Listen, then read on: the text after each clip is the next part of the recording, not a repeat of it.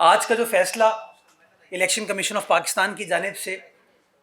Unanimous فیصلہ issue کیا گیا ہے،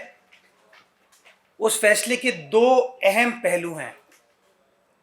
پہلا پہلو ہے ممنوعہ فنڈنگ کے حوالے سے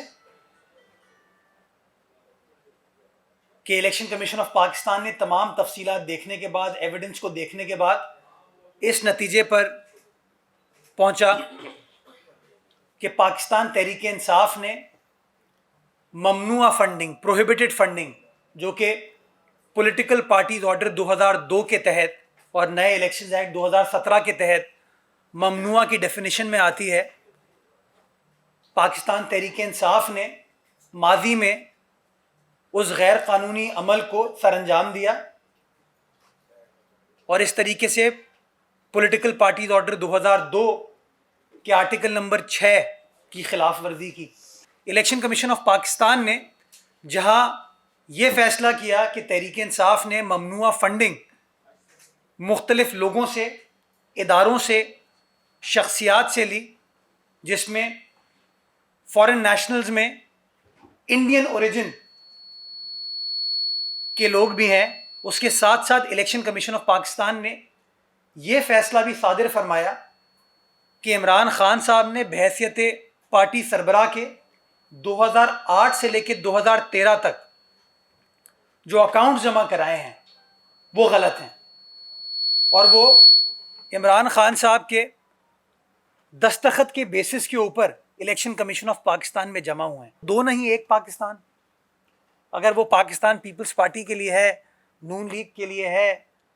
آپ کے لیے، میرے لیے ہے، تو عمران خان صاحب کے لیے بھی وہی پاکستان ہونا چاہیے۔ میں سمجھتا ہوں کہ آج کے فیصلے کے بعد 62(1)(f) کا اطلاق عمران خان صاحب کے حوالے سے ہوتا ہے، اور یہ سب سے بڑا اس وقت سپریم کورٹ آف پاکستان 2018 میں عمران خان صاحب کے کیس میں، جس کیس کو بار بار عمران خان صاحب کے ہواری سپورٹرز کہتے تھے کیا زبردست فیصلہ ہے، اس فیصلے میں سپریم کورٹ کہہ چکی ہے کہ جو وزڈم ہے، جو لاجک ہے، جو ریشنل ہے فورن فنڈنگ کو روکنے کا، پروہیبٹڈ فنڈنگ کو ممنوع قرار دینے کا، وہ یہ ہے کہ وہ ان فورن ایلیمنٹس کو روکا جائے کہ وہ آپ کی پالیسی میکنگ کے اوپر انفلوئنس نہ کر سکیں، اور اگر وہ بیرونی قوتیں بھارتی اوریجن کے لوگ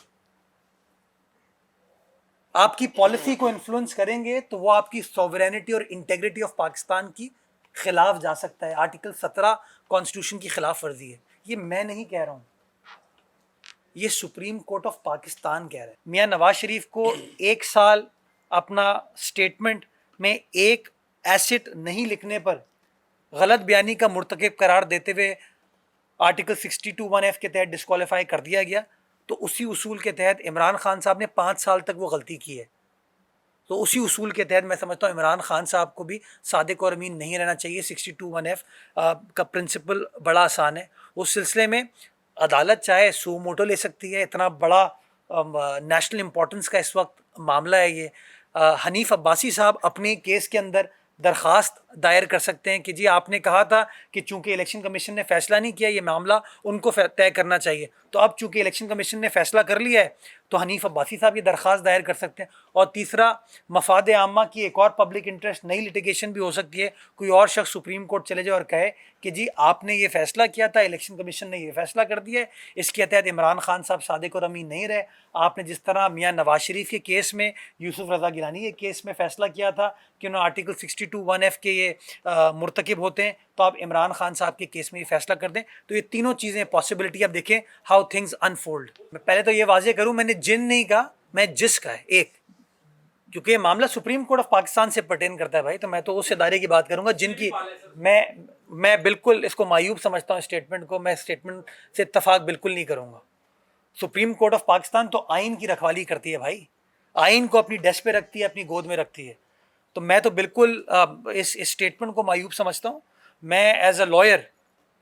میرا مکمل یقین ہے ہم عدالتی فیصلوں سے اتفاق بھی کرتے ہیں، کبھی کبھار اتفاق نہیں کرتے، لیکن اس اتفاق نہ کرنے کا مطلب یہ نہیں ہے کہ میں معیوب سٹیٹمنٹس ان کے خلاف پاس کرنا شروع کر دوں۔ میں سمجھتا ہوں بڑی غلط مثال اس ملک میں قائم ہوگی۔ ہمیں اداروں کا احترام کرنا چاہیے، اور میں سمجھتا ہوں جس طرح میرے لیے پارلیمان ایک بہت ہی مقدم ادارہ ہے، اسی طریقے سے سپریم کورٹ آف پاکستان ایک مقدم ادارہ ہے۔ جس طریقے سے میرے لیے پارلیمانی ممبران عزت و احترام کے مستحق ہیں، اسی طریقے سے سپریم کورٹ آف پاکستان کے، ہائی کورٹ کے جج صاحبان ہیں یا اور عدالتوں کی جج صاحبان ہیں، وہ عزت و احترام کے مستحق ہیں۔ میں تو کہتا ہوں آرٹیکل 14 آئین کا وہ کہتے ہیں dignity of man is an inviolable right. میں تو کہتا ہوں کاش وہ ہم معاشرہ وہ اسٹیبلش کریں جہاں ہر شخص کی عزت جو ہے وہ پروٹیکٹ ہو۔ تو میں آپ کی اس چیز سے اتفاق نہیں کرتا۔